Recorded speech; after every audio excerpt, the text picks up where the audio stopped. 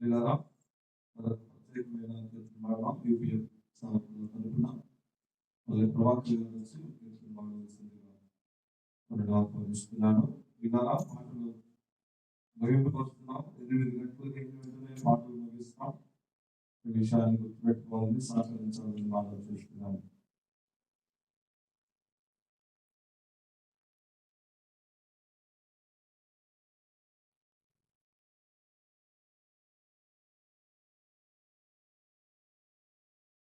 దేవునికి స్తోత్రములు. జన్మించిన ఆదికృష్ణ వారికి అందరికీ నా హృదయపూర్వక వందనాలు చెల్లిస్తున్నాను.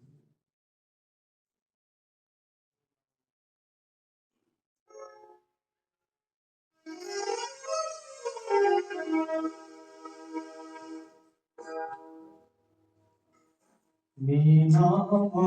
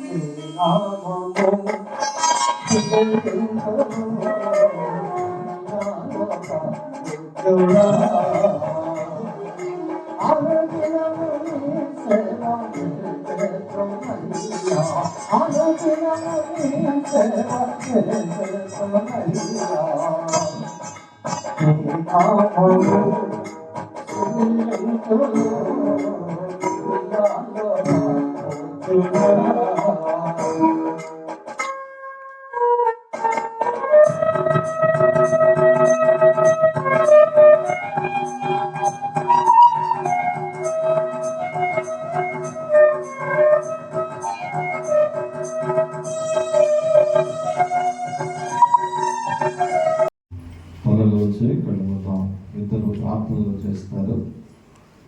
పట్టణంలో దేవుని సేవలలో దేవుని సేవకులు 12 నిమిషం వచ్చి ప్రార్థన చేస్తాడు. అలాగే వినుకొని వచ్చిన వీళ్ళు సువార్థికులు ఎస్ రమేష్ బ్రదర్ కూడా వచ్చి ప్రార్థన చేస్తారు.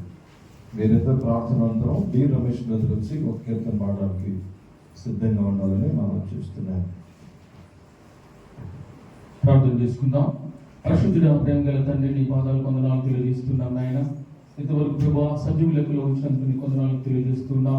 ఆశ్చర్యకరుడు అద్భుత కార్యాలు చేయదేవా, దినదినం ఆయుష్కాలను పొడిగిస్తున్నందుకు నీ కొందనాలు తెలియజేస్తున్నాం. రాత్రికాల సమయంలో ప్రభా తండ్రి మేమందరం నాయన ఇక్కడ నీ సన్నిధిలో ఉన్నందుకు నీ కొందనాలు తెలియజేస్తున్నాం. ఈ యొక్క క్రిస్మస్ దినాలలో ప్రభా అందరూ సంతోషంగా ఉండేటువంటి కూడా దయచేయండి. ప్రతి కుటుంబం దీవించి ఆశీర్వదించండి ఆయన. ఎవరిని ప్రభా తండ్రి అద్భుతంగా నాయన ఈ యొక్క కూడికలు ఏర్పాటు చేసినందుకు నాయన మేము ఎంతగానో ఆనందపడుతున్నాం. ఇంకా అనేక మంది నాయన నీ సన్నిధి గురించి ఈ అమూల్యమైనటువంటి వర్తమానాన్ని విని ఆత్మీయ జీవితాన్ని ప్రభా మేము ప్రభుత్వం పొందే కృపను దయచేయమని అడుగుతున్నాం. ఇంకా ప్రభా తన అనేక మంది రావాల్సి ఉండగా ప్రభా వారికి ఎలాంటి ఆపద కలగకుండా అందరినీ ఆయన నీ సన్నిధికి తీసుకొచ్చేటువంటి దేవుడు నమ్ముచున్నాం. నీ పరిశుద్ధాత్మ శక్తి మాపై నింపండి. ఇక్కడ ఉన్నటువంటి ప్రతి ఒక్క బిడ్డ ప్రభా నీ పేరు పేరున నీవే ఆయన మన ఆశీర్వదించి ఆయన నీకు భయంకరంగా జీవిత కృపను మాకు దయచేయమని నజరేయుడైనటువంటి యేసుక్రీస్తు అతి శ్రేష్టమైన నామంతో అడిగి పెట్టుకున్నాం తండ్రి, ఆమేన్.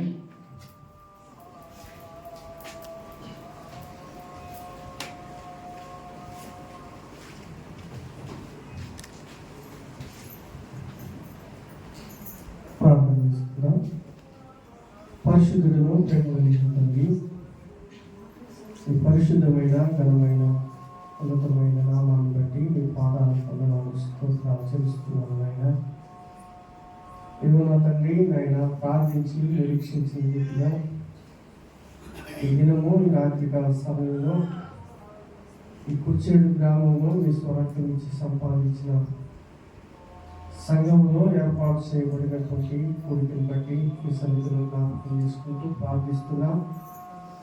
అయినా ఇంతవరకు మీరు జరిగించిన విధానం బట్టి స్తుతిస్తూ ఈ మూడున్న సమయము నాయన చేరి వచ్చిన బిడ్డల ఆత్మీయ ఎదుగుదలకు నాయన తోడ్పడినట్లుగా మీ దాసులు నిలబడలేనట్లుగా మీ దాసుల యొక్క మాటల ద్వారా అనేకులు ఆత్మరక్షణ పొందుకొని మీ అందరి విశ్వాసం నుంచి రక్షించబడి మీ బిడ్డలుగా జీవించినట్లుగా మీ కృపను అనుగ్రహించండి.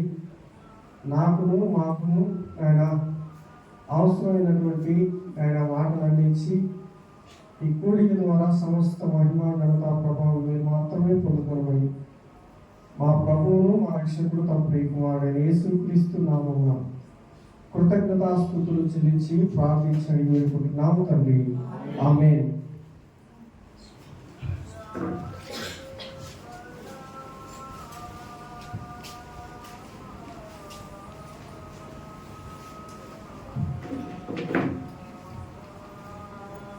దేవుని నామానికి స్తోత్రాలు.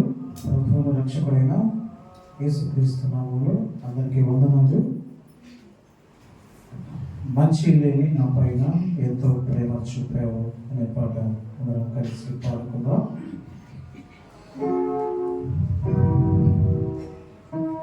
మంచి లేని నా పైన ఎంతో ప్రేమ చూపావు, మంచి లేని నా పైన ఎంతో ప్రేమ చూపావు, అది ఎంత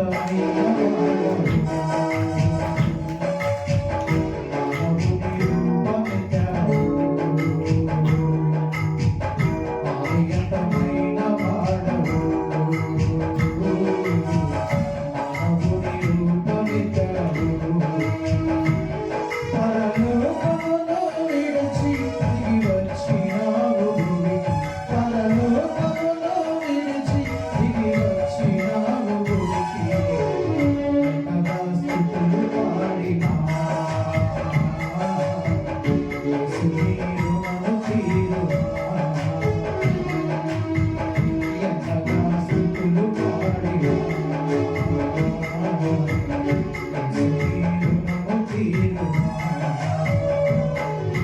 మంచి లేని నా పైన ఎంతో ప్రేమ చూపావు.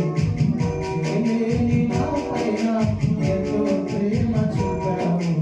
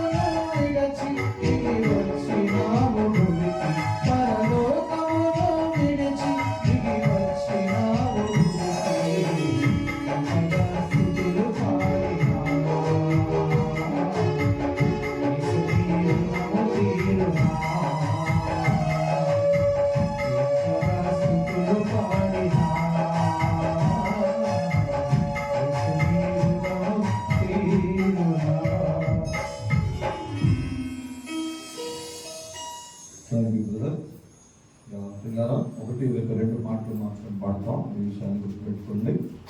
ఒక పాట మా చర్చ పిల్లలు పాడతారు. అనంతరం ఏసన్న కీర్తన పాడుతున్నాం. ఓబరిపాలెం వేసింది. ఓబరిపాలెం యేసు ఇప్పుడు కాదు, ఒక్క నిమిషం ఆగండి. ముందు మా చర్చ పిల్లలు పాడతారు. చివరి పాట యేసు పాట.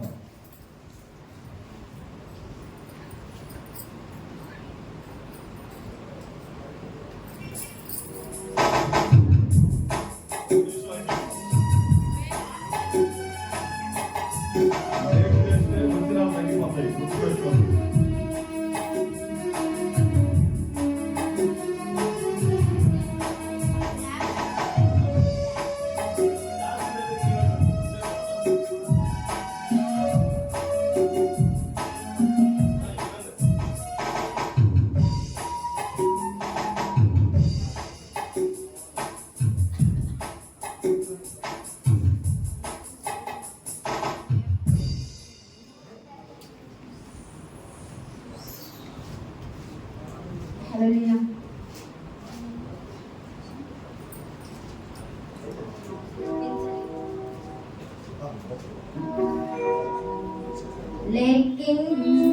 లెక్కించలేని స్తోత్రములు దేవా, ఎల్లప్పుడూ నే పాడెదన్.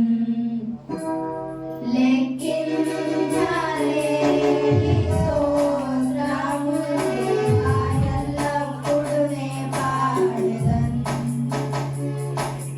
ఇంతవరకు నా బ్రతుకులో, ఇంతవరకు నా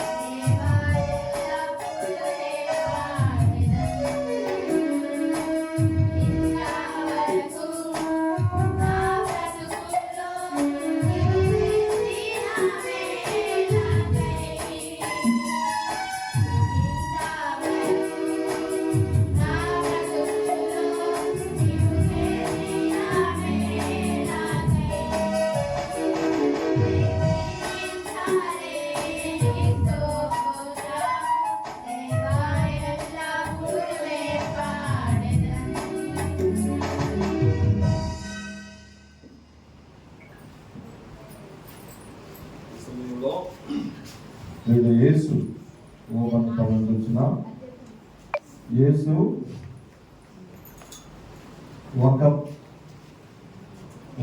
ఒక పల్లవి మాత్రమే పాడాలి. సమయం విలువైంది. సమయానికి రాకపోతే ఎవరైనా నేనైనా నువ్వైనా వాడాలి. మంచిది. దేవుడి నామానికి మహిమ కలుగుగాక. సమయం ఇచ్చిన దేవుడికి, అవకాశం ఇచ్చిన దేవుడి మీకును, వారికి మనం పెట్టిన పెద్దలు గౌరవనీయులందరికీ, కుడి వచ్చిన మీ అందరికీ ప్రత్యేకమైన మానవుడా నువ్వు మారేదన్నాడు, దేవుని మార్గంలో నడిచేది.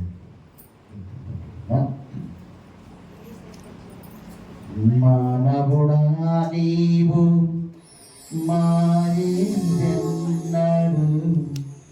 దేవుని మార్గమున నడిచేదన్నాడు. మానవుడా నీవు మారేదన్నాడు, దేవుని మార్గమున నడిచేదన్నాడు.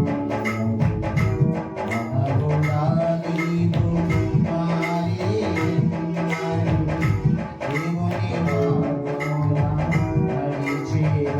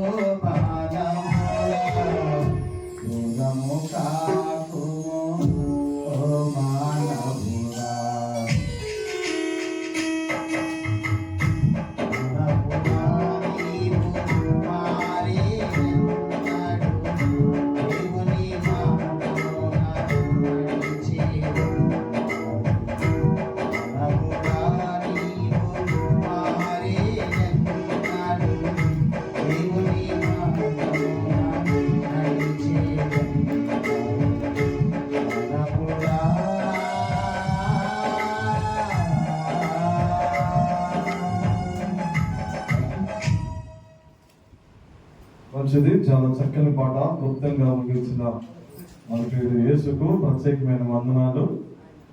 ప్రార్థన చేసుకున్నాం. పడవ వచ్చి కళ్ళు కొట్టాం. ఇద్దరు ప్రార్థన చేస్తారు. వారు ఒకరు వినుకొంటూ వచ్చిన తమ్ముడు సురేష్ వచ్చి మొదటి ప్రార్థన చేస్తారు. అలాగే రెండో వారుగా మరి పాస్టర్ సాంసన్ గారు వచ్చి కూడా ప్రార్థన చేస్తారు.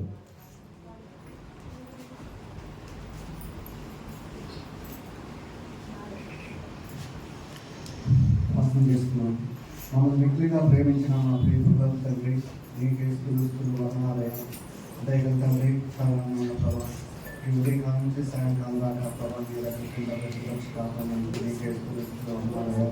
నమ్మదగిన దేవా నీకే వందనాలయ్యా ప్రభా. మరి ఎన్నో వయసులుగా ఎన్నో రోజుల నుంచి ప్రభా ఈ స్వార్థ కొరకు ప్రభా ప్రార్థన చేసిన తండ్రి, అందును బట్టి నీకే స్తుతులు వందనాలయ్యా. జీవన గల దేవా నీకే వందనాలయ్యా ప్రభా. అలాగే ప్రభా ఈ సాయంకాలం కూడా ఈ వాతావరణంలో ప్రభా దైవ సేవకులు ప్రభా ఆయా విమానమైన ప్రభా మీ పక్షాన్ని నిలబడి మాట్లాడుతుందిగా ప్రభా మీ అమూలమైన వేతనాలను అయా మొత్తం అందించే కార్యక్రమం దయచేయండి ప్రభా. అలాగే ప్రభా అయా ఈ లేఖనాలు నైషాబ్దం ద్వారా ప్రభా ఎవరైతే వింటున్నారో ప్రభా ఒక్కరైనా మార్గం పొందే బాధ్యత అనేది దయచేయండి ప్రభా. నమ్మదగిన దేవా నీకే స్తుతులు అన్నారు ప్రభా. అలాగే ప్రభా వాతావరణాన్ని దానికి ప్రభా మీ ఆదిలో ఉంచుకోండి ప్రభా. ఏసయ్యా అయ్యా నీకే వందనాలు ప్రభా. అయ్యా ఎందరో ఎవరైనా అయ్యా ప్రాంతం వచ్చిన క్షేమంగా తీసుకొచ్చే బాధ్యత అనేది దయచేయండి ప్రభా. నమ్మదగిన ఏసయ్యా నీకే వందనాలు ప్రభా. అయ్యా తండ్రి వాళ్ళు గొప్పని వాక్యాన్ని విని ప్రభా ఎవరైతే ఇంకా మార్పు పొందలేదు ప్రభా మార్పు పొందే బాధ్యత దయచేయమని మా ప్రియరక్షకుడు ప్రభా నేసైన ప్రార్థించుకుంటున్నాం తండ్రి.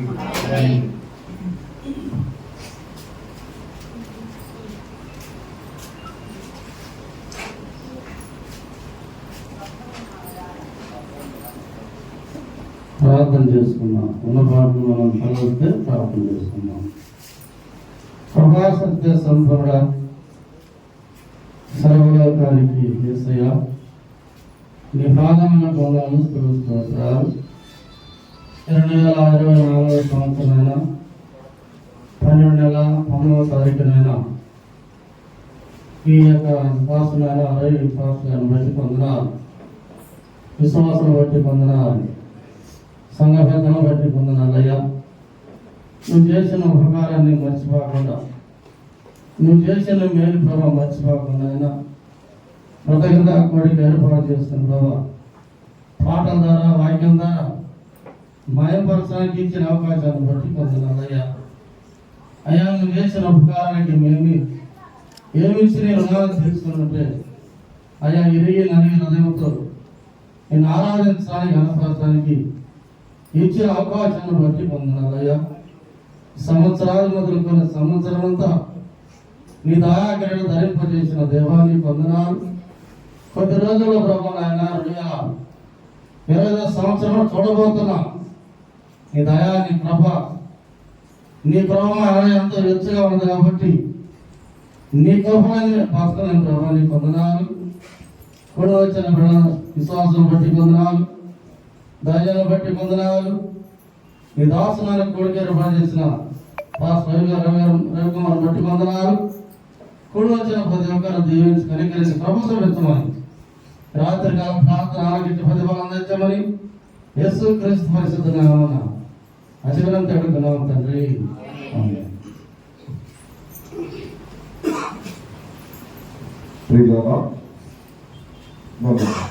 రైట్ టైంలో ఉన్నాం. ఈ వార్షిక 10 నిమిషాల ముందు ఉంటుంది కాబట్టి మీరు 8-15 అనుకుంటారేమో, కాదు, అది 10 నిమిషాల ముందు ఉంటుంది. అది మాత్రం అందరూ మనసులో పెట్టుకోండి. ఇంకా 2 నిమిషాలు ఉంది 8 గంటలకి. కాబట్టి 2 మాటలు చెప్పి నేను అందరికి మైక్ ఇస్తాను. చాలా మంది అనుకుంటారు ఇదేదో సుఖకోడికి అనుకుంటున్నారు.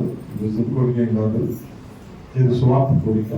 ప్రతి సంవత్సరంలో 3 నెలలకు ఒకటి సువార్త కోరిక మేము జరిగిస్తూ ఉంటాం. ఇది సంవత్సరానికి చివరి సువార్త కోరిక. ఇది మొదటి కారణం. రెండవ కారణం ఏంటంటే ప్రభు నన్ను రక్షించుకుని నేటికి 32 సంవత్సరాలు విశ్వాస జీవితంలో సాగడానికి ప్రభు కృప చూపాడు. ఇది రెండవ కారణం. గత సంవత్సరం ఇదే నవంబర్ మాసానికి నేను ప్రభు పరిచర్యకి వచ్చి 25 సంవత్సరాలు పూర్తయింది. కానీ పోయిన సంవత్సరం మా పాస్టర్ గారి అనారోగ్య పరిస్థితుల్లో తన హాస్పిటల్ ఉంటాం. ఇవన్నీ కారణాల చేత మేము ఈ విధంగా కొడుకు జరిగింది, కానీ సందర్భం మాత్రం చెప్పలేదు. గత సంవత్సరానికి 25 సంవత్సరాలు ప్రభు పనిలో ఈ అల్పుణ్ణి ప్రభు నిలబెడుతూ వచ్చాడు. ఇది 26వ సంవత్సరం ప్రభు పరిచర్యలో నన్ను వాడుకుంటున్నాడు. ఇది ప్రత్యేకమైనటువంటి విషయాలు నేను తెలియజేస్తున్నాను. అంతకు మించి క్రిస్మస్ కూడా ఏమి కాదు. మేము పెట్టినటువంటి ఇన్విటేషన్లో మేము చూస్తుండొచ్చు, ఇది సువార్త కోడికి మాత్రమే ప్రాముఖ్యమైన ఉద్దేశం. ఈ రాత్రి దైవ వర్తమానం అందించడానికి మరి దేవుని దాసులు మరి దైవారాధన శుభవార్తలో వాక్యం అందించుతున్నాం. దేవుని దాసులలో ఇప్పుడు కాదు, ఇంచుమించుగా 3 నెలలు అయింది అందరితో మాట్లాడి డేట్ తీసుకుని ఏదో నిన్న మొన్న మాట్లాడి ఏర్పాటు చేసింది కాదు. గత 3 నెలల నుంచి మేము ప్రార్థన చేస్తూ నిరీక్షిస్తున్నాం. దేవుడు ఇంతవరకు క్షేమం ఇచ్చి మంచి సమయాన్ని ప్రభు మనకు అనుగ్రహించాడు. అదని బట్టి ప్రభువుకు స్తోత్రాలు. 2 వర్తమానాలని ముందుగా మన ఇన్విటేషన్ లో ఉంది, కానీ ఈ రాత్రి ఒక వర్తమానమే మరి దేవుని సేవకులు ఎలిషా బాబన్న తన స్కూల్ డ్యూటీ మరి ఐటీ క్లాస్ లో ఉన్న కారణం చేత సేవకు మన మధ్యకు రాలేకపోవడం విచారకరణం. కారణం చేత ఒకటే వర్తమానం కాబట్టి దివ్యమైన వర్తమానం మనం వినబోతున్నాం. ఈ సమయంలో దేవుని దాసులకు ఈ సమయాన్ని ఇస్తున్నాను.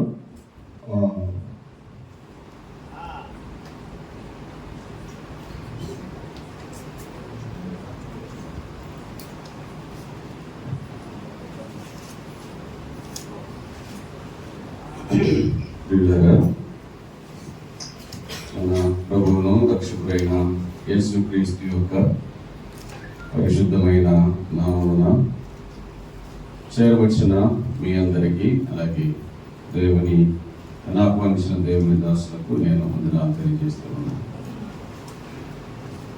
చాలా కాలంగా మరి సహోదరులు రవి గారి తండ్రి గారు సజీవులుగా ఉన్నప్పటి నుంచి మరి వీరితో కలిసి పరిచయంలో పాల్పొందడానికి దేవుడు నాకు ఇచ్చిన అవకాశాన్ని బట్టి దేవునికి తగిన స్థుతులు చెల్లిస్తున్నాను. మంచిది. దేవుని వాక్యంలోనికి వెళ్ళక ముందు ఒక పాటను పాడదాము. అందరు కూడా ఇంచుమించుగా తెలిసింది, ఆనందము మనకు ఆనందము అని.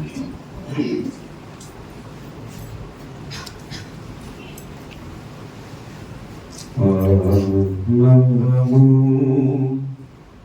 మనకానందము,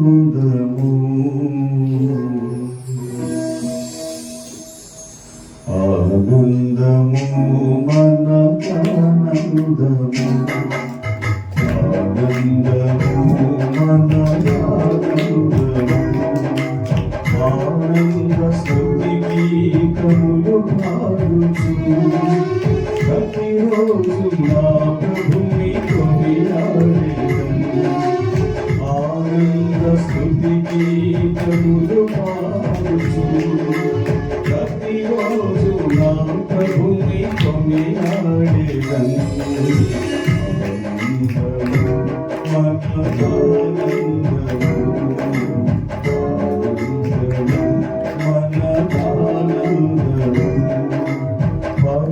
పరమాత్ముడైన మహాదేవుడే ఇలలో నగరూపము దాల్చెను.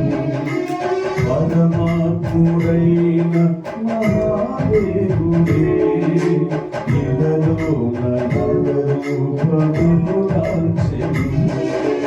ధరణిలో మన పాపముల రూపమాపి, ధరణిలో మన పాపముల రూపమాపి, పరలోక భాగ్యము మనకు సగినందు, పరలోక భాగ్యము మనకు సగినందు. ఆనందము మనకానందము,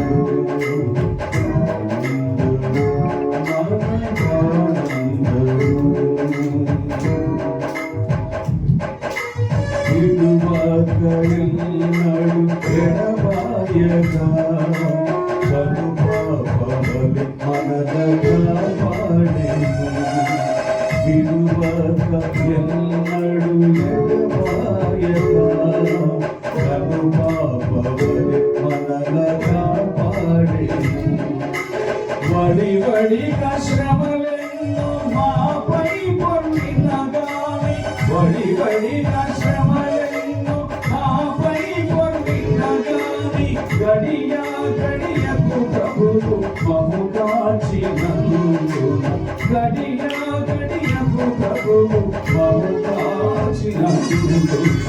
ఆనందము మనకానందము,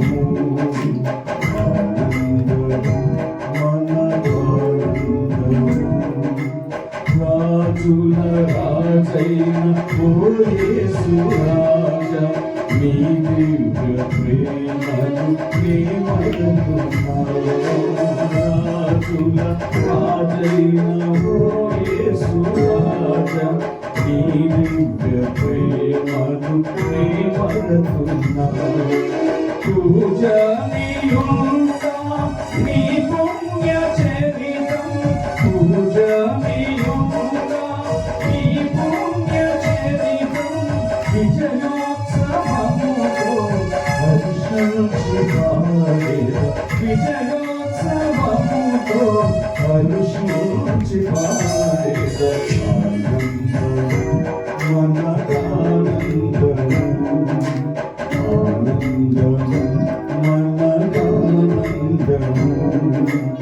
ఆనంద స్తుతి గీతములు పాడుచు ప్రతిరోజు నా ప్రభుని కొనియాడేదను ఆనంద స్తుతి గీతములు పాడుచు ప్రతిరోజు నా ప్రభుని కొనియాడేదను ఆనందము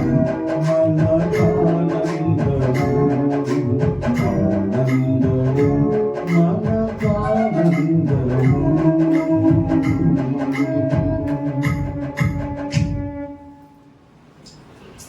మంచిది. దినాన దేవుని వాక్యంలో నుండి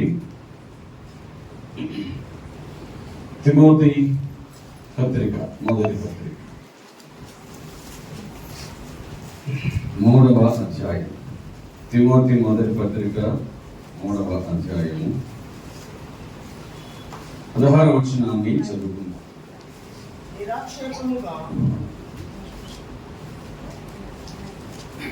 నిరాక్షేపముగా దైవ భక్తిని గూర్చిన మర్మము గొప్పదై ఉన్నది. ఆయన సశరీరుడుగా ప్రత్యక్షుడు అయ్యాడు. ఆత్మ విషయమున నీతిపరుడని తీర్పునందెను. దేవదూతలకు కనబడెను. రక్షకుడని జనములలో ప్రకటించబడెను. లోకమందు నమ్మబడెను. ఆరోహణుడై తేజోమయుడు అయ్యను. చిన్న ప్రార్థన. తండ్రి మీకు స్తోత్రాలు, మాకు ఇచ్చిన ఈ కృపను బట్టి ఈ సన్నిధిలో నిలిచిలాగునా ఈ వాక్యమును ధ్యానించడానికి ఇచ్చిన అవకాశం కొరకై నీకు కృతజ్ఞతాస్తుతులను చెల్లిస్తూ ఉన్నాను. ప్రతి మాటలో మీ సహాయాన్ని మాకు ఇచ్చి మీ వాక్య బలమును మాకు అనుగ్రహించి మహిమను పొందుమని మా ప్రభు అయిన క్రీస్తు పేట వేడుకొనుచున్నాము తండ్రి. ప్రియులారా, చదివిన ఈ వాక్య భాగము నందు దైవ భక్తిని గూర్చిన మర్మము గొప్పది అనే మాట ప్రస్తావించబడింది. భక్తిని గూర్చిన మర్మం అనే మాట చెప్పబడింది. భక్తిని గూర్చిన మర్మం. భక్తిని గూర్చిన మర్మమునకు ఆద్యుడు దేవుడే. భక్తిని గూర్చిన విషయాలన్నిటికీ ఆద్యుడు, కారకుడు, కర్త దేవుడే, మనిషి కాదు.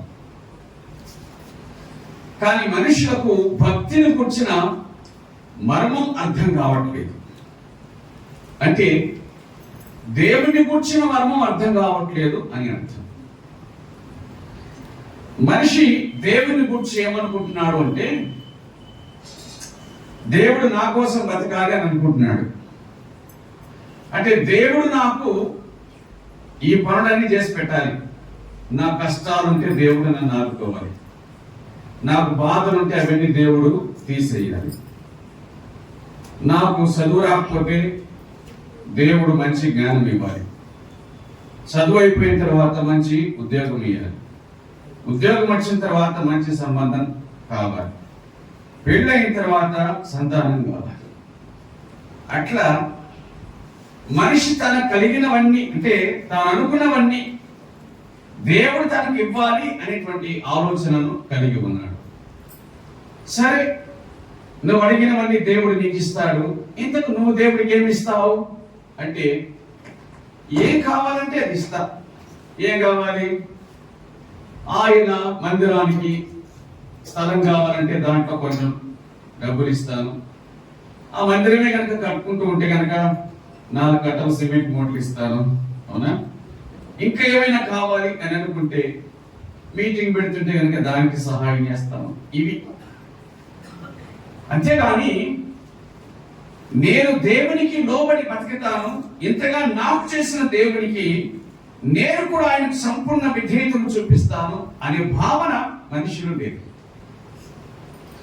ఎంతసేపు నా దేవుని యొద్ద నుంచి పొందాలి అనేటువంటి తాపత్రయం, తపన తప్ప దేవుడు తనకు అన్ని విషయాల్లో ఇచ్చేవాడిగా ఉండాలనేటువంటి ఆలోచన తప్ప నేను దేవునికి లోబడి బ్రతకాలి, భక్తి అంటే ఇలా ఉండాలి అని నేను చూపించాలనే భావన మనిషికి లేదు.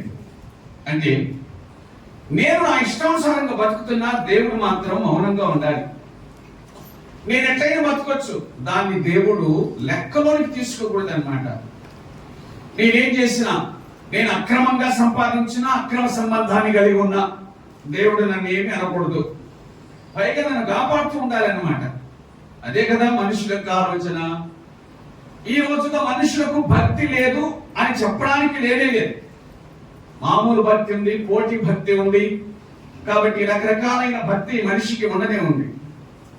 భక్తి ఉంది కానీ భక్తికి తగినటువంటి శక్తి మాత్రం లేదు. ఏమిటా శక్తి అని అంటే, భక్తి మనుషుల మనస్సులను మార్చలేకపోతుంది. భక్తి మనుషుల మనస్సులను మార్చలేకపోతుంది. ఓ దొంగోడికి కూడా భక్తి ఉంది, దొంగతనానికి వెళ్లే ముందు దేవుడికే దండం పెట్టుకుంటాడు. నరహంతకుడికి భక్తి ఉంది, ఇది కనుక సక్సెస్ అయితే దేవుడా నేను నీకు ఇంత కానుకిస్తానని మొక్కుంటారు. వ్యభిచారులకు భక్తి ఉంది, వాళ్ళు కూడా అంతా సక్సెస్ అయితే దేవుడికి మొక్కుంటారు. భక్తి లేనివాడు భూమి మీద ఎవడు లేడు. కానీ భక్తి మనుషుల బతుకులను మార్చట్లేదు. అది విచారకరమైనటువంటి విషయం. భక్తిని గురించి మనుషులకు అర్థమైంది ఏమిటి అని అంటే, నేను అక్రమం చేసినా సరే అది సక్రమమే, దేవుడు కూడా దానికి సహాయం చెయ్యాలి అనేటువంటి భావన. మర్డర్ చేసినాడు కూడా ఆ హియరింగ్ లాస్ట్ రోజున చివరిలో, దేవుడా నువ్వు నన్ను గనక గడ్డనేస్తే, నువ్వు నన్ను గనక శిక్షణని తప్పిస్తే నేను నీకు అది ఇస్తా, ఇది ఇస్తా, అది ఇస్తా అని ఎన్ని మొక్కుంటాడు. దేవుడా నేను చేసిన తప్పే, నాకు శిక్ష పడాల్సిందే, శిక్ష పడేటట్టుగా చేయని అనుకునేవాడు ఎవడు లేడు. కాబట్టి భక్తి అనేటువంటిది కూడా మర్మమే. ఏమిటా మర్మం అంటే, భక్తికి అంతుడైన దేవుని కోసం భక్తి నిమిత్తమై ఎంత దూరమైనా వెళ్తాం, భక్తి నిమిత్తమై ఎంత శ్రమనైనా అనుభవించడానికి సిద్ధపడ్డం అనేటువంటిది ఉందే, అది నిజభక్తి అనేటువంటి విషయాన్ని మనం గ్రహించాలి. సరే, నిరాక్షేపముగా దైవ భక్తిని కూర్చిన మర్మం గొప్పదై ఉన్నది అని రాయబడింది కదా. భక్తిని కూర్చిన మర్మం గొప్పదై ఉంది అని రాయబడిన తర్వాత ఆ భక్తి ఇలాంటిది అని చెప్పాలి. కానీ ఎక్కడేమో రాయబడిందంటే, ఆయన సశరీరుడుగా ప్రత్యక్షుడయ్యను అని రాయబడి ఉంది. భక్తిని కూర్చిన మర్మం గొప్పదై ఉంది అని చెప్పిన తర్వాత ఆ భక్తి మర్మాన్ని గురించి చెప్పాలి. కానీ ఆయన అని రాయబడింది ఏమిటి? అది అని వ్రాయబడి ఉంటే బాగుండేది. ఆయన అని వ్రాయబడి ఉంది అనగా భక్తికి కారకుడైనటువంటి వాడు, భక్తికి మూలమైనటువంటి వాడు దేవుడు. కాబట్టి భక్తి ఉందంటే దేవుడు ఉన్నాడు అని అర్థం. కాబట్టి ఆ భక్తికి కారకుడైన దేవుడు ఏమయ్యాడు అనగా, ఆయన సశరీరుడుగా ప్రత్యక్షుడు అయ్యను అనే మాట వ్రాయబడి ఉంది. దేవుడు శరీరమును దాల్చి ప్రత్యక్షమయ్యాడు అని దైవ గ్రంథం చెబుతుంది. దేవునికి స్తోత్రం. దేవుడు శరీరమును దాల్చి ప్రత్యక్షం అయ్యాడు. సశరీరుడు అని ఆయనకు పేరు. అంటే ఆయన శరీరమును దాల్చిన వాడు, ఆయన శరీరమును దాల్చిన వాడు. జాగ్రత్తగా ఈ మాటలు సావధానంగా వినాలని మనవి. దేవుడు సశరీరుడుగా ఆయన ప్రత్యక్షుడు అయ్యాడు. భక్తికి ఆద్యుడైనటువంటి పరమాత్ముడు సశరీరుడు అయ్యాడు.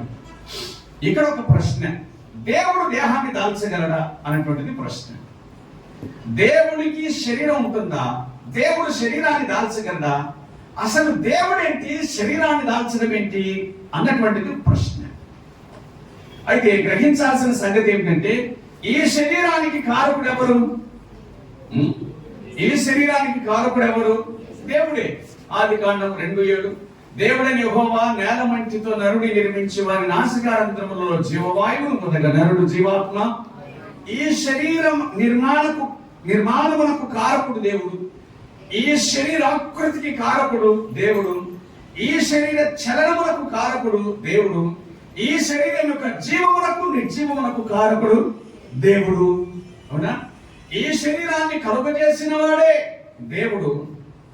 అటువంటిప్పుడు ఈ శరీరములో ఆయన పాలు పొందడం అనేటువంటిది అది ఎట్లా సంభవం అవుతుంది? దీన్ని సృష్టించిన వాడు ఇందులో పారిభాగస్తుడు కావడం గొప్ప సంగతి కాదు కదా. అది అన్యాయము కాదు, అది అక్రమము కాదు, అది దేవుడు చెయ్యకూడని కూడా కాదు. ఎందుకంటే ఈ శరీరాన్ని చేసింది ఎవరు? ఆయనే అయినప్పుడు ఇందులో పారిభాగస్తుడు కావడం తప్పే ఉంది. ఆయన ఇందులో పారిభాగస్తులు అవుతున్నాడు అంటే ఏదో కారణం ఉంటుందనే కదా అర్థం. అదే దేవుడు ఎట్లా జీవుడు అవుతాడంటే జీవుణ్ణి సృష్టించింది దేవుడు, జీవుని సృష్టించింది దేవుడు. ఎట్లందా? అయినా నేను దేహాన్ని దాలుస్తానంటే దేవునికి అడ్డు చెప్పడానికి నువ్వెవడు? నేనెవరు? గ్రహించండి. ఒక రాజు తన దేశం ఎట్లుందో అనగా తన ప్రజలు ఎట్లున్నారో, వారు క్షేమాన్ని శాంతిని అనుభవిస్తున్నారో లేదో అని తెలుసుకోవాలి అంటే వారి కోసమై ఆ దేవుడు ఆ రాజు వారి కోసమై ఏ విధంగా వెళ్తాడు? ఏ విధంగా వెళ్తాడు? కిరీటం పెట్టుకొని రథాలు వేసుకొని వెళ్తాడా?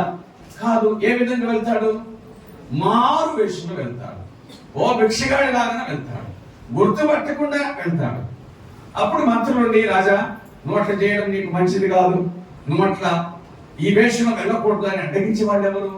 అయినా ఆ వేషాన్ని ధరించడానికి గల కారణం ఏంటి? కేవలం తన ప్రజల క్షేమం కోసమే కదా. కాబట్టి దేవుడు శరీరమును దాల్చుట అనేటువంటి కాన్సెప్ట్ ఎప్పుడే గాని, ఆ భావన ఎప్పుడే గాని అపరాధం కాదు అనే విషయం దైవ గ్రంథం బాగా చెప్తుంది. సరికదా? ఆనాటి కాలమందు కూడా మనుషులకు ఒక అభిప్రాయం ఉంది. ఆనాటి కాలమందు కూడా మనుషులకు ఒక అభిప్రాయం ఉంది. ఏమిటి అభిప్రాయం అనగా అపోస్తల కార్యముల గ్రంథం 14వ అధ్యాయం 2వ వచనంలో ఇలా రాయబడి ఉంది. పౌలు బర్నబాలు ఒక అద్భుత కార్యాన్ని జరిగించిన తర్వాత వారు ఒక కుంటివాణ్ణి స్వస్థపరిచిన తర్వాత అక్కడున్న ప్రజలు ఇలా అన్నారు. ఏమన్నారు? దేవతలు మనుష్య రూపమును దాల్చి, దేవుడు మనుష్య రూపమును దాల్చి మన యొద్దకు దిగివచ్చి ఉన్నారు. దేవతలు మనుష్య రూపమును దాల్చి మన మధ్యకు దిగివచ్చి ఉన్నారు. దేవతలు మనుష్య రూపమును దాల్చి శరీరమును దాల్చి ఈ భూమి మీదకి దిగివచ్చినారు అని చెప్తున్నారే. అవునా? ఎస్. మన సమాజంలో కూడా దేవుడు దేహాన్ని దాల్చాడు, శరీరమును దాల్చాడు అని, రకరకాలైన పశుపక్షాదుల శరీరమును దాల్చి రావటం అనేటువంటి కాన్సెప్ట్ ప్రస్తుత సమాజంలో కూడా ఉంది కదా. దేవతలు శరీరమును దాల్చి మన మధ్యకు దిగివచ్చి ఉన్నారు అని ఆ ప్రజలు అన్నారు.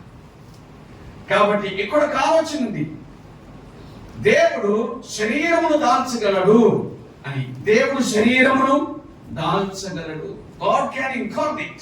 దేవుడు శరీరమును దాల్చగలడు అనేటువంటి విషయం దేవుడి వాక్యం మనకు జ్ఞాపకం చేస్తుంది.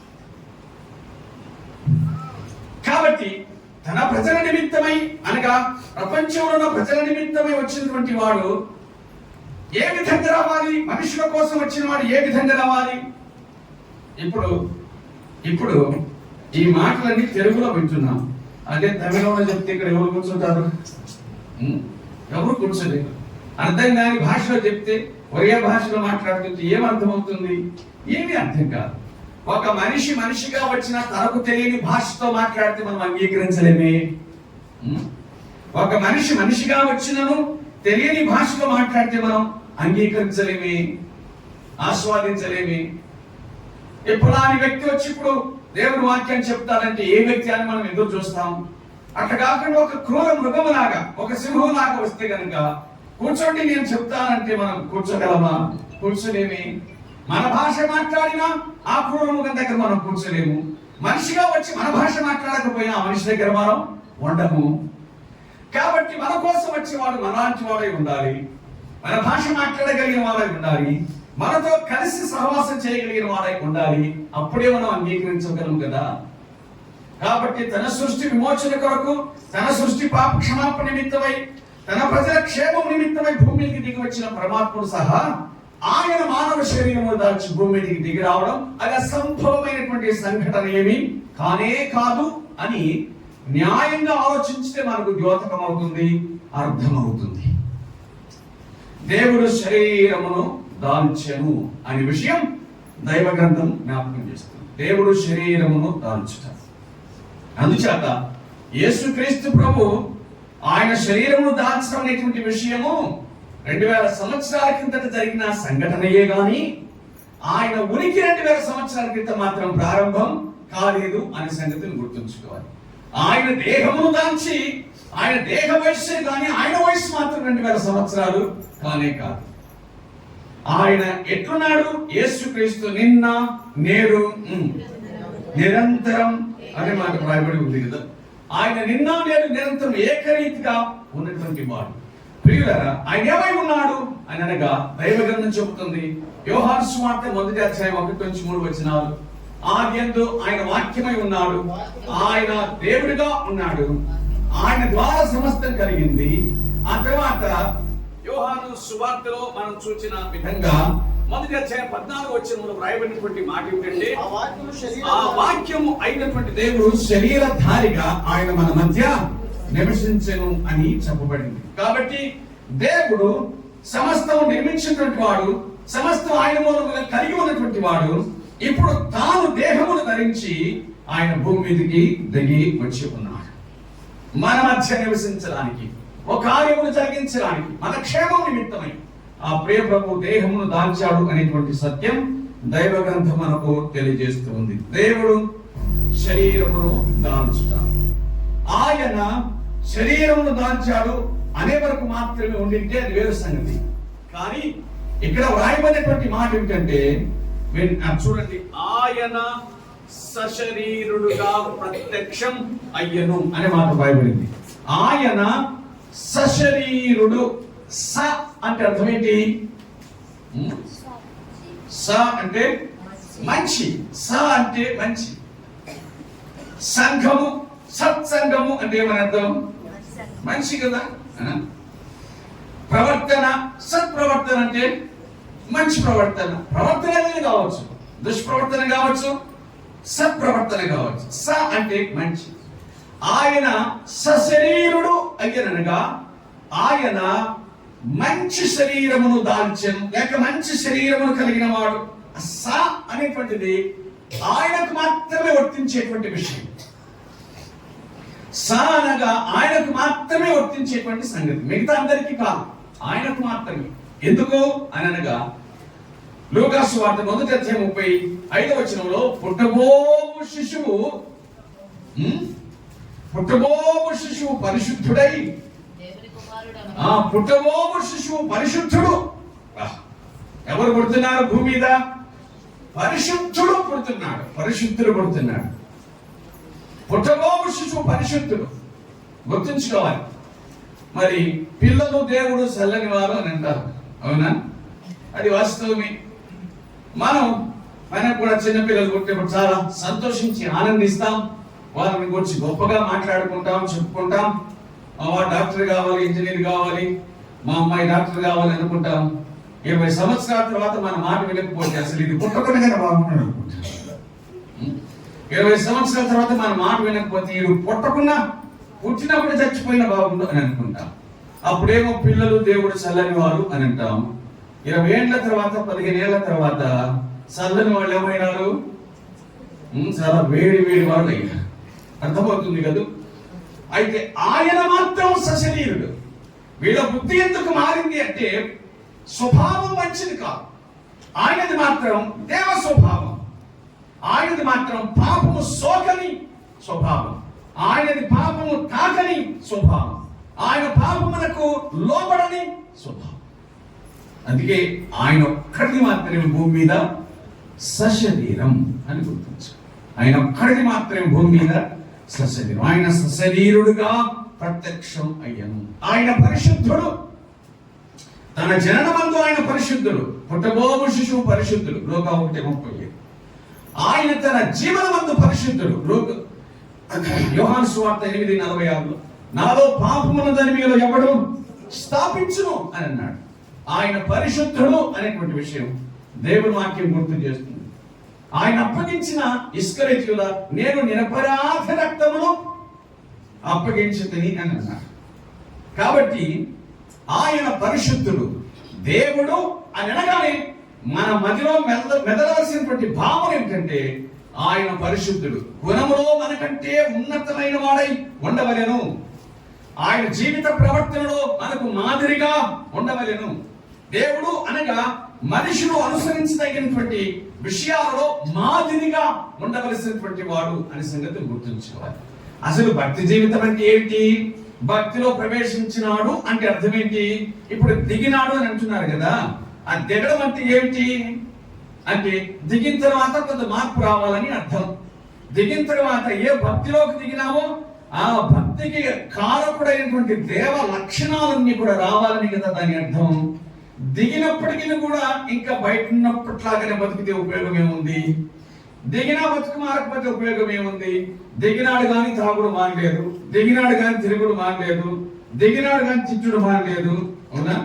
ఉపయోగం ఏముంది? నిష్ప్రయోజనం. కాబట్టి దేవుడు అనగా భక్తుడు అనుసరించదగినటువంటి జీవన విధానాన్ని కలిగి ఉండాల్సిన అవసరం ఎంతైనా ఉన్నది. దేవుడే మనిషి కంటే దరిద్రుడిగా బ్రతికితే ఇక అంతకంటే ఘోరమైన సంగతి ఏముంది? గనుక ప్రియులారా, దేవుని వాక్యం ప్రభువైన యేసుక్రీస్తుని గురించి మనం చెబుతున్న సంగతి, బైబిల్లో ఆయనను గురించి వ్రాయబడినటువంటి విషయం ఏమిటి అనగా ఆయన పరిశుద్ధుడు. ఆయన పరిశుద్ధుడు. ఆయన పరిశుద్ధుడు. ఆయన సశరీరుడుగా ప్రత్యక్షుడయ్యను అనేటువంటి విషయము దేవుని వాక్యము గుర్తు చేస్తూ ఉంది.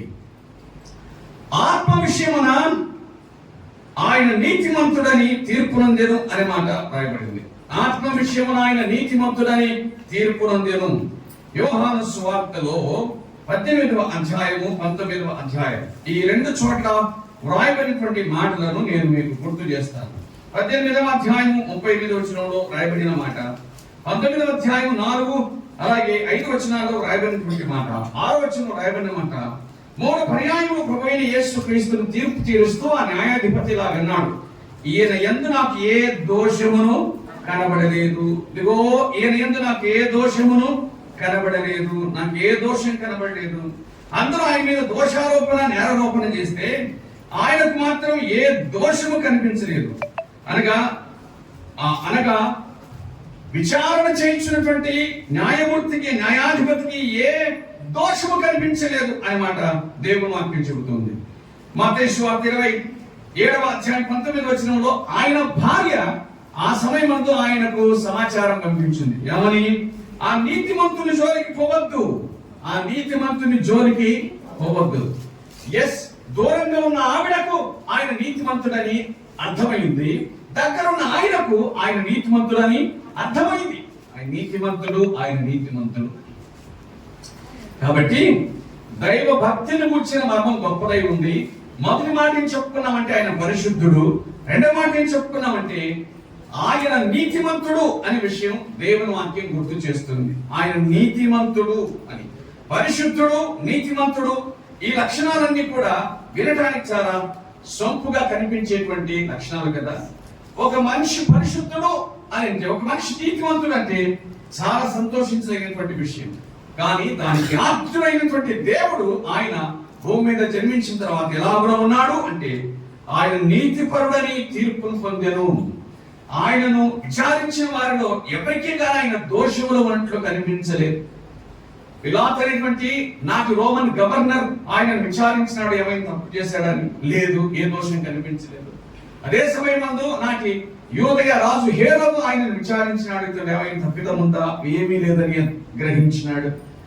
ఆయన చుట్టుకున్న వాళ్ళందరూ కూడా ఆయనలో ఏ దోషము లేదు అనే సంగతిని వారు గ్రహించగలిగారు. ఆఖరికి శిలువ మీద ఆయన వేలాడుచు ఉండగా ఆయన పక్కనున్న వాడు కూడా కాసేపు దూషించాడు, కానీ ఆ తర్వాత అతనికి అర్థమైంది ఏమని అర్థమైంది? ఈయన ఏ తప్పిదమును చేయలేదు, ఈయన ఏ తప్పిదమును చేయలేదు అని అన్నాడు.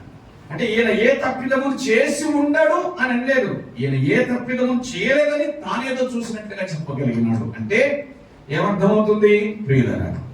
ఆ ఏ దోషము లేనివాడు, దోషరహితుడు అనే విషయం దేవుని వాక్యం మనకు జ్ఞాపకం చేస్తూ ఉంది. ఆయన లోపము లేనివాడు, ఆయన నీతిమంతుడు అని దైవ గ్రంథం గుర్తు చేస్తుంది.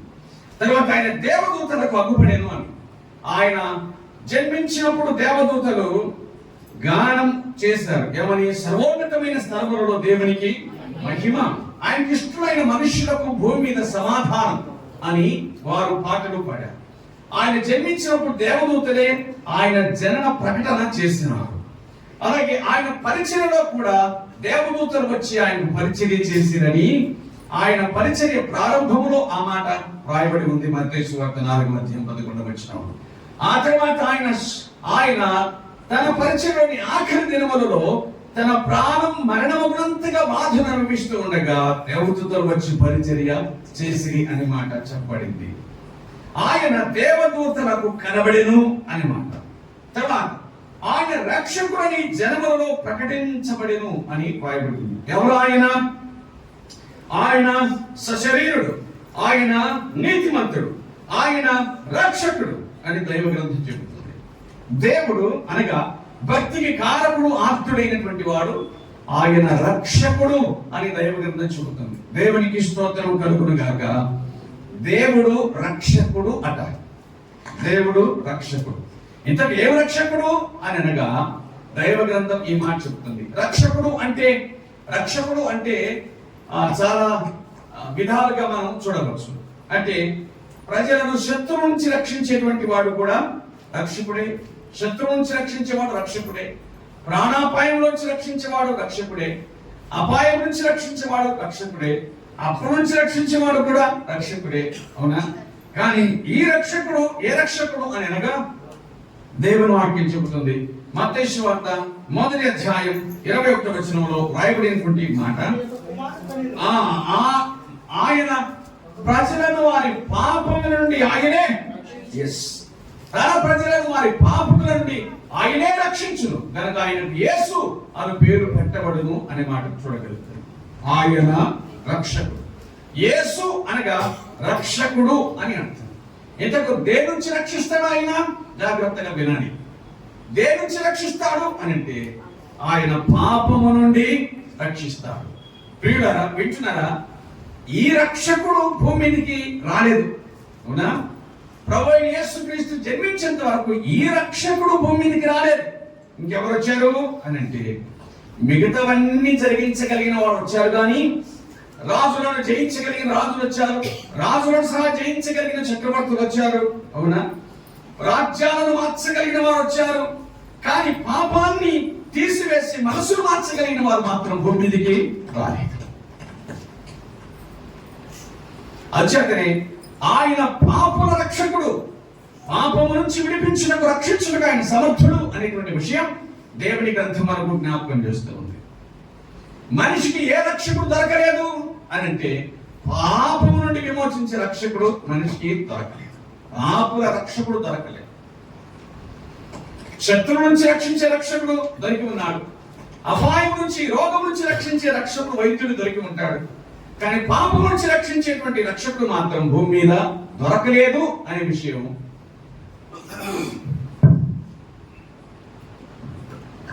దేవుని గ్రంథం మనకు జ్ఞాపకం చేస్తుంది. కాబట్టి ఈయన రక్షకుడు, పాపము నుండి రక్షించు రక్షకుడు. జాగ్రత్తగా విన్నాను. పాపము నుండి రక్షించడం ఏంటండి అనగా మనిషి సమస్య ఏమిటి అని అంటే పాపమే. మనిషి సమస్య పాపం. ఈ భూమి మీద ఏ దేశమైనా సరే మనుషుల సమస్య ఏంటంటే పాపం అనేటువంటి సమస్య. ఏమిటి పాపం అనగా ఆజ్ఞాతిక్రమం, దేవుని గీతను దాటడం ఆజ్ఞాతిక్రమము అని దైవ గ్రంథం చెబుతుంది. ప్రపంచమంతటా ఉన్నటువంటి పాపం ఏమిటి? 2 మాటలు చెప్పవచ్చు. అది మొదటిది అక్రమ సంపాదన, రెండవది అక్రమ సంబంధం. అంతే. పాపాన్ని గురించి చెప్పాల్సి వస్తే కనుక విశ్వవ్యాపితంగా ప్రపంచమంతటా ఉన్నటువంటి పాపాన్ని 2 మాటలు చెప్పాల్సి వస్తే, ఒకటి అక్రమ సంపాదన, అవినీతి, రెండవది అక్రమ సంబంధాలు. అంతే. కాబట్టి మనుషుల యొక్క పాపం నుండి విడిపించడానికి ఆయన వచ్చాడు. అది విడిపించకపోతే ఏమి జరుగుతుంది అంటే, పాపం వలన వచ్చు ఫలం లేక జీతము మరణం. మరణం అంటే సాధారణమైన మరణము కాదు. పాపం వలన వచ్చే జీతం మరణం అంటే దైవ గ్రంథం దానికి వివరణ చెప్పింది. ప్రకటన గ్రంథం 21వ అధ్యాయం 8వ వచనంలో ఆ మరణం ఏమిటి అనగా అది 2వ మరణం అని వ్రాయబడింది. 2వ మరణము అంటే ఏమిటంటే అగ్ని గంధకములతో మండు గుండము అని చెప్పబడింది. కాబట్టి ప్రతిదానికి శిక్ష ఉన్నట్లుగా పాపమునకు శిక్ష ఉంది. పాపమునకు శిక్ష ఉంది.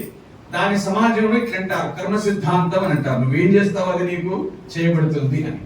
కానీ ఈ భూమి మీద మనిషి ఏం చేస్తాడో దానికి తగినట్లుగా చేయబడకపోయినా, ఈ భూమి మీద ఒక మనిషి తన పాపమునకు తగిన శిక్షను సరిగ్గా అనుభవించడం లేదు అని మనకు బాగా అర్థమవుతుంది.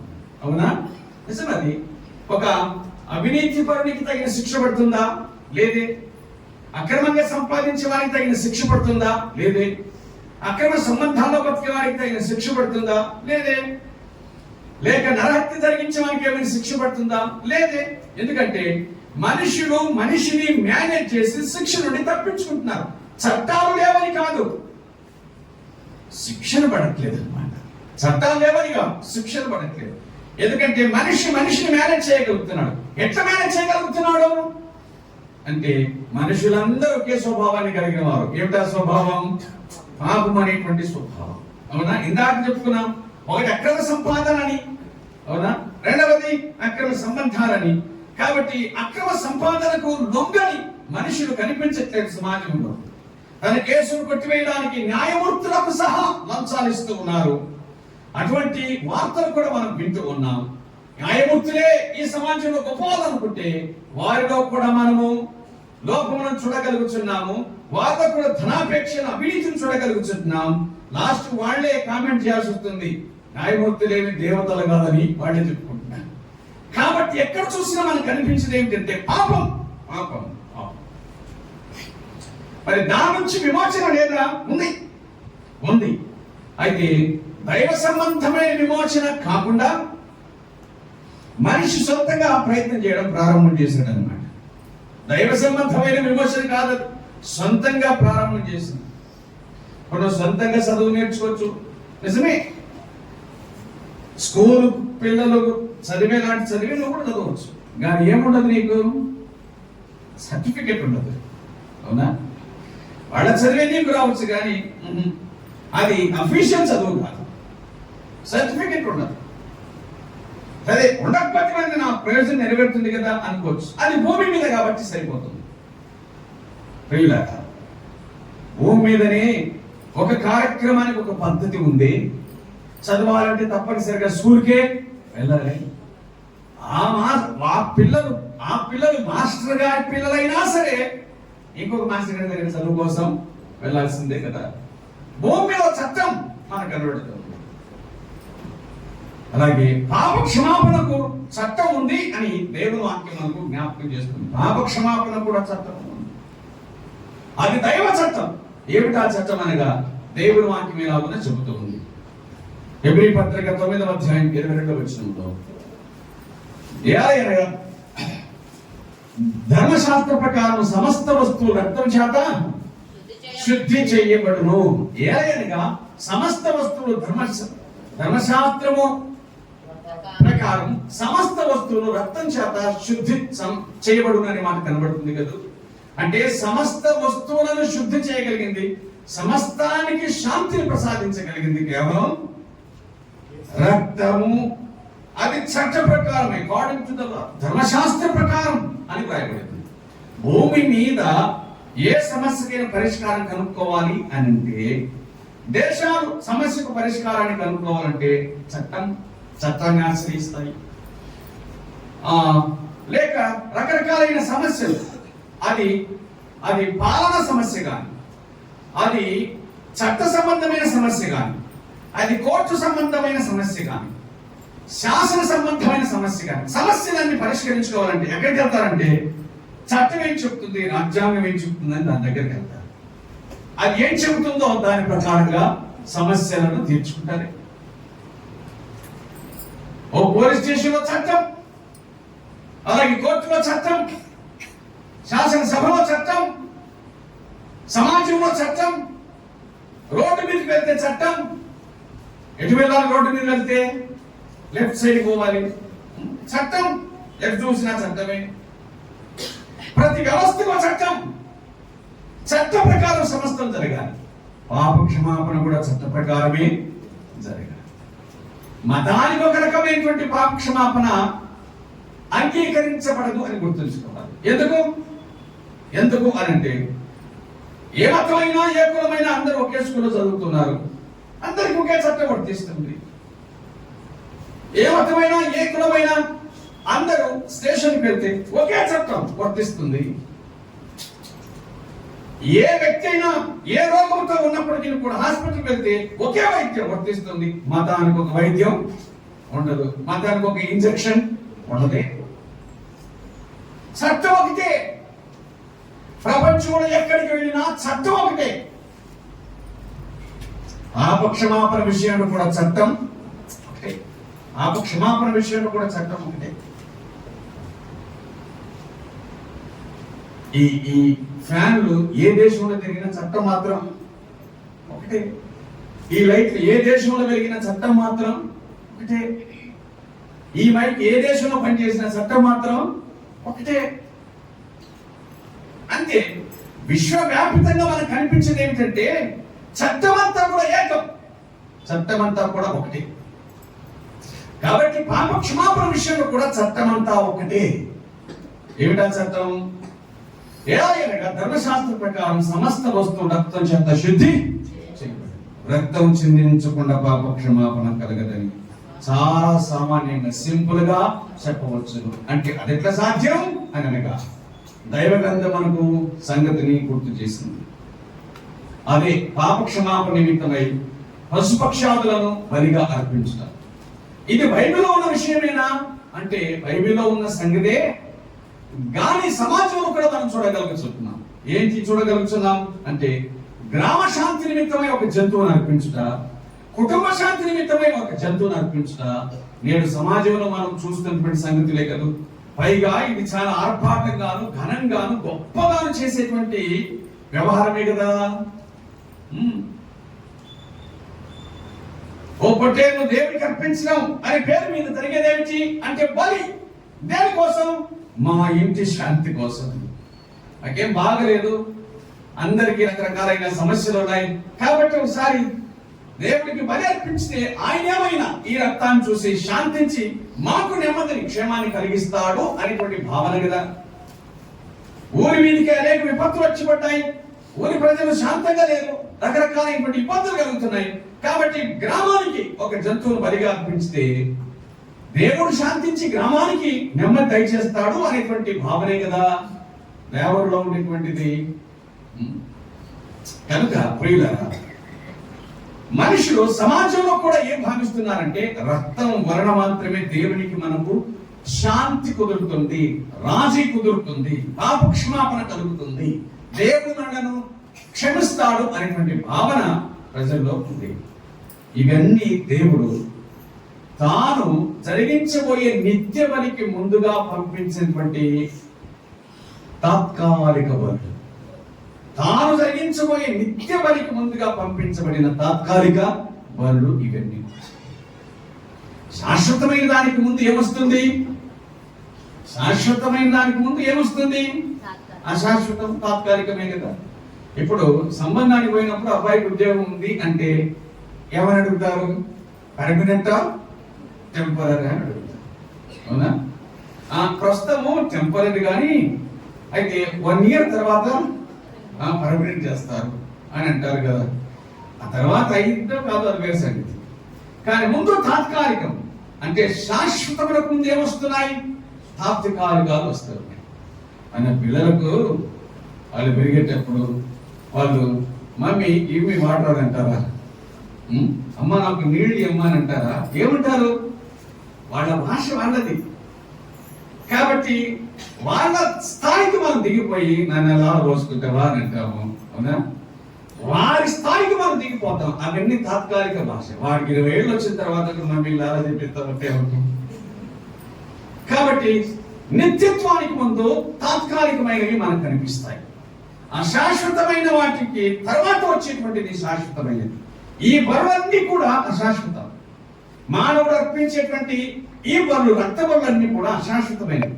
సంగతిని గ్రహించని వారు, వాటికి పరిపూర్ణత వచ్చిందని, అవి నెరవేర్చబడ్డాయనే సంగతిని గ్రహించని వారు మాత్రమే మరలా మాటి మాటికి వాటిని అర్పించుతున్నారు. కానీ దేవుని గ్రంథం ఎలా సెలవిస్తుంది? యోహాను సువార్త 1వ అధ్యాయం 29వ వచనం రాయబడినటువంటి మాట ఏమిటంటే, ఇదిగో లోక పాపమును మోసుకొని పోవు దేవునికి స్తోత్రం.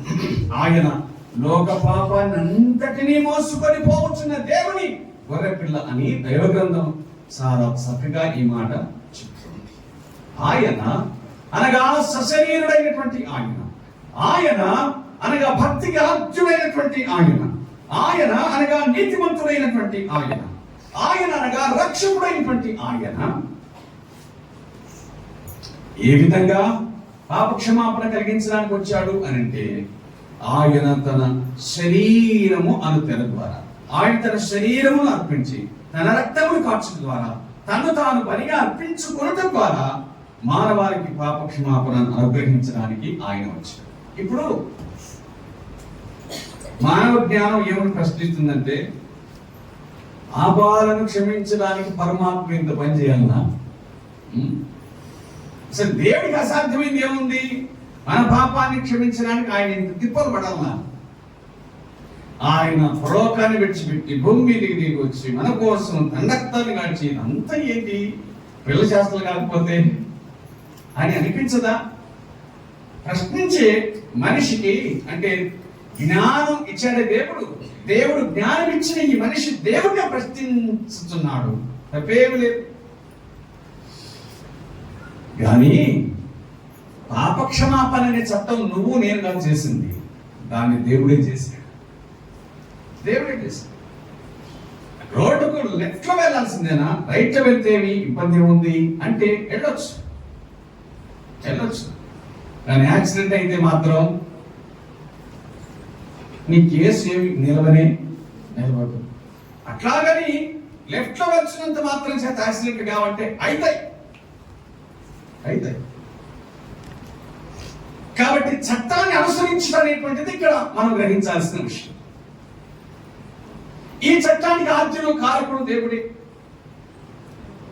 ఎందుకనగా పాపం చేసిన వాడెవడో వాడు మరణించాలి అనేటువంటిది ధర్మశాస్త్రం చెప్పేటువంటి ఆజ్ఞ. అలాగున కనుక ప్రతి మనిషి మరణించవలసి వస్తే భూమి మీద మిగిలినవాడు లేడు. కాబట్టి పరమాత్ముడైనటువంటి దేవుడు తన జ్ఞానంలో మనిషి బ్రతకాలి కానీ పాపక్షమాపణ కలగాలి. మనిషి దేవుడు కృపను అనుగ్రహించాడు కానీ సత్యం మాత్రం నెరవేర్చబడాలి. అది ఎలాగున సాధ్యం అంటే ఇదిగో దీని ద్వారా మాత్రమే సాధ్యం. అది నిర్దోషమైంది, దోషి కోసం అది బలి కాబోతుంది, బలి కాగలదు. అది నిర్దోషమైంది, ఓ పాపాత్ముడి కోసం అది బలి కాగలుగుతుంది. కాబట్టి దేవుడే దీనికి ఆప్తుడైనటువంటి వాడు. ఇంతకుముందు ఒక మాట చెప్తున్నాం, శాశ్వతానికి ముందు అన్ని తాత్కాలికలు ఉంటాయి. ఇది తాత్కాలికంగా దేవుడు ఏర్పాటు చేసినటువంటి వ్యవస్థ. కాలం పరిపూర్ణమైనప్పుడు జరిగింది ఏమిటంటే తానే శరీరమును దాల్చి భూమి మీదకి దిగివచ్చాడు. అందుకే ఆయనను లోక పాపమును మోసుకొని పోవచ్చున్న దేవుని గొర్రెపిల్ల అని పిలిచారు. ఈయన లోక పాపమును మోసుకొని పోవచ్చున్న దేవుని ఏ గొర్రెపిల్ల అయినా దాని యజమానుని పాపాన్ని తీసేస్తుంది కానీ లోక పాపాన్ని తీసేయదు. అవునా? ఏ గొర్రెపిల్ల అయినా సరే దాని యజమానుని యొక్క పాపాన్ని తీసేస్తుంది కానీ లోక పాపాన్ని తీసేది. పైగా పాపక్షమాపణకు ఎక్స్పైరీ డేట్ కూడా ఉంది. ఎప్పటిదాకా? 1 year మాత్రమే. మరలా తర్వాత మనిషి తన పాపాన్ని జ్ఞాపకం చేసుకుని మరలా బలి అర్పించాల్సిందే. అలా కూడా మాటికి జరగాల్సిందే మనిషి బతికినంత కాలం. కానీ ఈ వ్యవస్థనంతటి కూడా తీసివేసి తాను ఏం ఏర్పాటు చేశాడో దానికి నిత్య వ్యవస్థను ఏర్పాటు చేయడానికి వీలుగా పరమాత్ముడు భూమి మీద జన్మించి నిత్య బలి మన కోసం అర్పించాడు. ఆయన మనలను పాపము నుంచి విమోచించువాడనే సంగతిని జ్ఞాపకం చేశాడు. రక్షకుడు దేని నుంచి రక్షిస్తాడు అనగా పాపము నుంచి రక్షిస్తాడు అనే సంగతిని మనం గుర్తించాం. ఈ భూమి మీదకి లేక ఈ ప్రపంచం, ఈ భూమి చాలా మందిని చూడగలిగింది. ఎవరిని చూడగలిగింది? చక్రవర్తులను చూడగలిగింది, కానీ రక్షకుని చూడలేదు. రాజులను చూడగలిగింది, రక్షకుని చూడలేదు. విద్వాంసులను చూడగలిగింది, రక్షకుని చూడలేదు. తత్వవేత్తలను చూడగలిగింది, రక్షకుని చూడలేదు. వైద్యులను చూడగలిగింది, గొప్పవారిని, కానీ రక్షకుని మాత్రం చూడలేదు. పాపం నుండి రక్షించే రక్షకుని ఈ ప్రపంచం చూడలేదు. కాబట్టి ఈ ప్రపంచానికి రక్షకుడిగా ప్రభువైన యేసుక్రీస్తు ఆయన భూమి మీదకి దిగివచ్చాడు. ఏ విధంగా అంటే తన శరీరముని అర్పించి, తన ప్రాణముని అర్పించి పాపక్షమాపణ కలిగించడానికి ఆయన భూమి మీదకి దిగివచ్చాడు. ఇంతకుముందు ఆయన అర్పించమని చెప్పింది ఏమిటంటే, ఓ నోరులేని జంతువు, ఓ గొర్రెపిల్లను. ఆయన అర్పించమని చెప్పింది ఏమిటంటే, నీకంటే తక్కువైన దాన్ని, దేవుని స్వరూపంలో సృష్టించబడిన, తన స్వరూపంలో సృష్టించబడిన నీ కోసం, నీ పాపక్షమాపణ కోసం ఆయన ఆజ్ఞాపించింది ఏమిటంటే, నీకంటే తక్కువైనటువంటి దాన్ని, నోరు లేని దాన్ని, జ్ఞానం లేని దాన్ని, కానీ దాన్ని తాత్కాలికంగా మాత్రమే నియమించి నిన్ను సృష్టించిన వాడే నీ కోసం తన ప్రాణాన్ని పెట్టాడు. అంటే అత్యధికమైన విమోచన ఆయన మనకు అనుగ్రహించాడు. సాధారణమైంది కాదు ఇది. మన సృష్టించిన వాడే ఈ శరీరం అందు పారిభాగస్తుడై ఈ దేహాలన్నింటిని కూడా ధన్యం చేయడానికి వీలుగా ఆయన తన దేహాన్ని శిలువలో మన కొరకు అప్పగించాడు. అందుకే మన దేహాలు ధన్యమైనవి అని బైబిల్ ప్రకారంగా అర్థమవుతుంది. ఎందుకంటే వీటి సృష్టికర్త ఇందులో పారిభాగస్తుడు అయ్యాడు. ప్రియులారా, సోదరి సోదరు, ఆయన రక్షకుడని జనములలో ప్రకటించబడి, ఆయన జన్మించినప్పుడు ప్రకటించబడిన వార్త ఏమిటంటే, ప్రజలందరికీ కలబోయే మహా సంతోషకరమైన సువార్తమానం ఏమిటది? రక్షకుడు నేడు మీకోసం, రక్షకుడు పుట్టాడు. రక్షకుడు పుట్టాడు. ఆయన రక్షకుడు. ఏ రక్షకుడు అని అనగా, యోహాను సువార్త 4వ అధ్యాయంలో రాయబడినటువంటి మాట ఏమిటంటే, ఈయన నిజముగా లోక రక్షకుడు అని మేము నమ్మి తెలుసుకున్నాము అనే మాటను వారు ఉపయోగించారు. యోహాను సువార్త 4వ అధ్యాయము, యోహాను సువార్త 4వ అధ్యాయము 42వ వచనంలో రాయబడిన మాట, మా మట్టుకు మేము విని ఈయన నిజముగా లోక రక్షకుడని తెలుసుకొని నమ్ముచున్నా. ఊరకి నమ్మటం కాదు, తెలుసుకొని నమ్ముచున్నా. ఈయన లోక రక్షకుడు. నేడు రక్షకుడు మీకోసం పుట్టాడు. ఈయన లోక రక్షకుడు. ఆయన రక్షకుడని జనములలో ప్రకటించబడ్డాడు. కాబట్టి అనేక మంది ఆయన దగ్గరికి వచ్చారు. దేనికోసం వచ్చారు? పాపక్షమాపణ కోసం వచ్చారు. కొందరు రోగుల కోసం వచ్చారు, బాగుపడ్డారు. మరికొందరు పాప క్షమాపణ నిమిత్తమే వచ్చారు. వారిని కూడా ఆయన క్షమించాడు. ఏ విధంగా క్షమించాడు? నీ పాపమును క్షమించబడిన కాక అన్నాడు. నీ పాపమును క్షమించబడి ఉన్నవి అని అన్నాడు. సమాధానం గ్రంథాయమై వెళ్ళు, నీ పాపాలు క్షమించబడ్డాయి అని అన్నాడు. అరే, మా చేత పాపాన్ని క్షమించండి, మరి ప్రాణం పెట్టాల్సిన అవసరం ఏమొచ్చింది? మా చేతనే పాప క్షమాపణ సాధ్యమైనప్పుడు ప్రాణం మీద తెచ్చుకోవాల్సిన అవసరం ఏమొచ్చింది అంటే, రాబోయే దానిని దృష్టిలో ఉంచుకొని వీరందరికీ పాప క్షమాపణను కలిగించాడు. ఏంటి?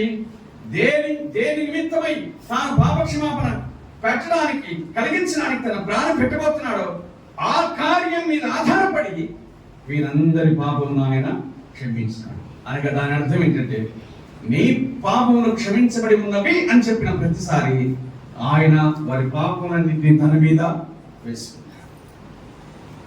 అలాగ లోక పాపమునంతటిని తాను మోసుకున్నాడు. ఆ శిలువలో ఆయన కనిపించిన విధమేమిటి అని అనగా, శాపగ్రాహిగా మన శాపమునంతటిని తన మీద వేస్తున్నవాడు. ఆయన మన నిమిత్తమై పాపముగా యేసుక్రీస్తు ప్రభు శిలువలో వేలాడుతూ ఉంటే కనిపించింది ఆయన కాదు, శిక్షించవలసినటువంటి పాపం కనిపించింది. మన పాపమునకు శిక్ష. ఆయన మన పాపమునంతటినీ తన శరీరమందు భరించిన హేతు చేత మనకు పాప క్షమాపణ. ఆయన రక్షకుడు, ఆయన రక్షకుడు. ఇప్పుడు కూడా ప్రకటించాల్సిన సంగతి ఏమిటంటే అదే, రక్షకుడని జనములో ప్రకటించబడను. ఇప్పటికీ ప్రకటించవలసిన శ్రేష్టమైన సంగతి ఏమిటంటే రక్షకుడు అని. జాగ్రత్తగా వినండి.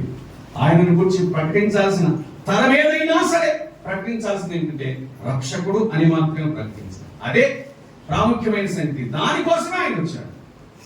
ఆయన స్వస్థపరచువాడు. యేసుక్రీస్తును వైద్యులుగా పరిచయం చేయకండి. యేసుక్రీస్తును బాధను తీసేసి మనకు పరిచయం చేయకండి. యేసుక్రీస్తు ప్రభువును గురించి ప్రకటించవలసి వస్తే కనుక ఆయన రక్షకుడు అని ఆ సంగతిని మాత్రం ప్రకటించాలి. రక్షకుడు దొరికితే అది దొరికింది. అసలు ఆయన పేరు రక్షకుడు అయినప్పుడు ఆయన అన్నిటి నుండి రక్షిస్తారు. బేసిక్ గా పాపం నుండి రక్షిస్తారు. ప్రధానంగా పాపం నుంచి రక్షిస్తారు. తదుపరి అన్నిటి నుండి రక్షించుటకు ఆయన సమర్థుడై ఉన్నాడు కదా. ఒక చిన్న ఉదాహరణ చెప్తారు. జన్మించిన శిశువుకి కావాల్సింది ఏంటంటే పాలు కాదు కావాల్సింది. ఏం కావాలి? జన్మించిన శిశువుకి కావాల్సింది పాలు కాదు, ఉయ్యాల కాదు కావాల్సింది. జన్మించిన శిశువుకు కావాల్సింది వస్త్రాలు కాదు, బట్టలు కాదు.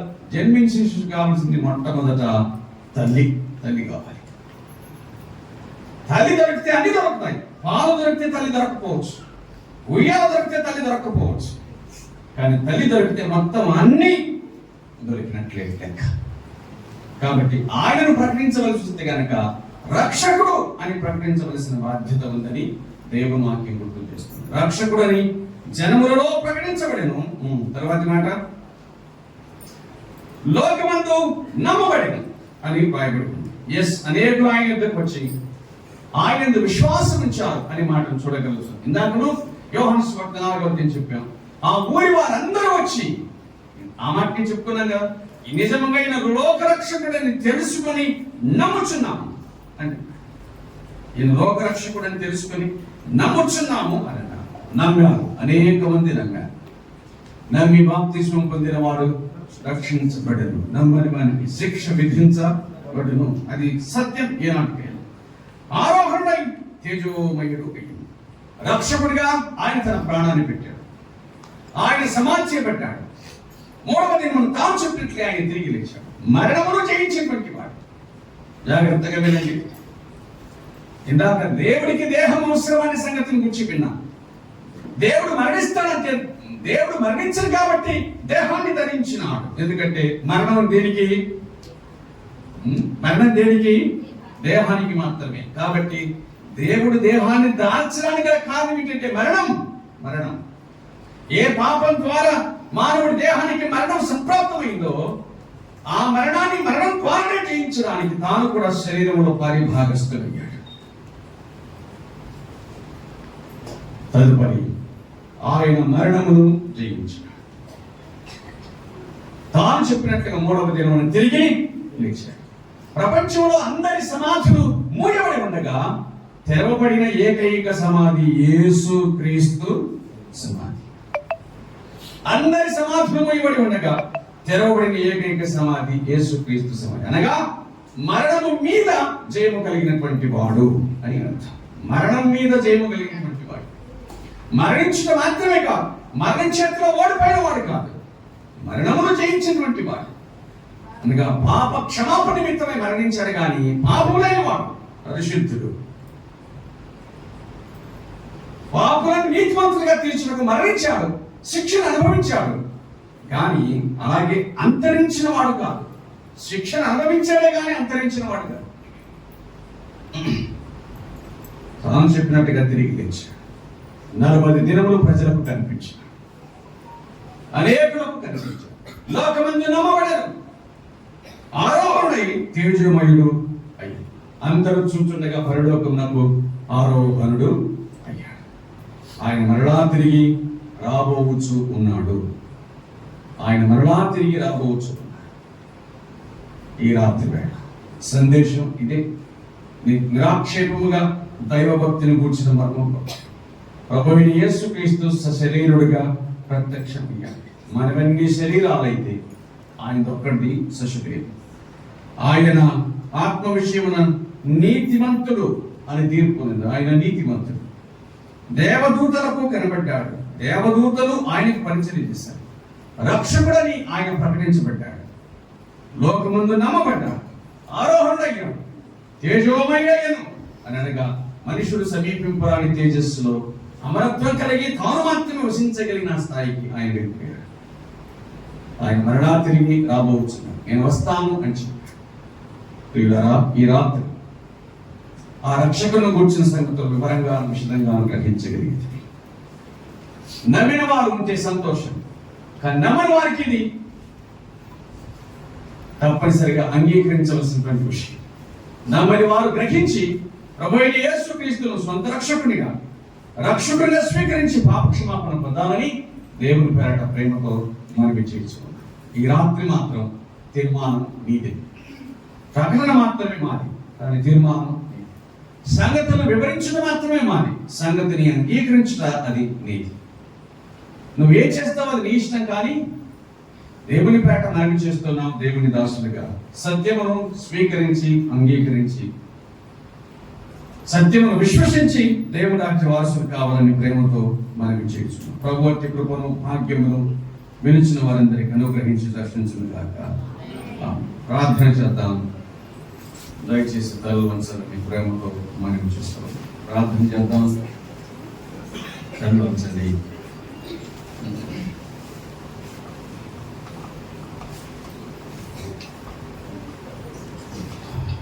ఈ రాత్రి వేళ ప్రభువును గురించిన స్వర్తమానాన్ని విన్నారు, కానీ మీరు అంగీకరించాలని ప్రేమతో మనం చేస్తారు, స్వీకరించాలని ప్రేమతో మనం చేస్తారు.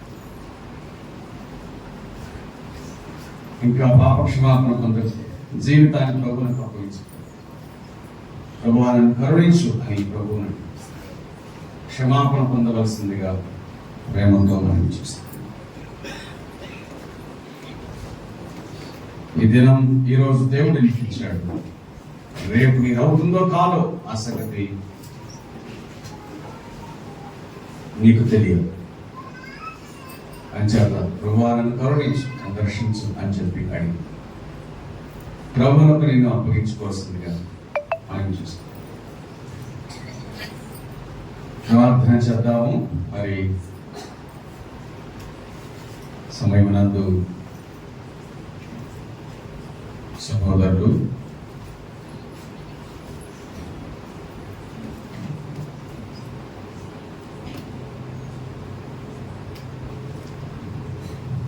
తలలు ఉంచుదాం. మేము బట్టాయి ప్రార్థన చేసుకుందాం. అగ్రహారంలో నిలిచి దేవుని సేవ వల్ల దేవుని సేవలో లక్ష్మీ గారి నుంచి ప్రార్థన చేయవలసిందిగా మనం ప్రార్థన చేసుకున్నాం.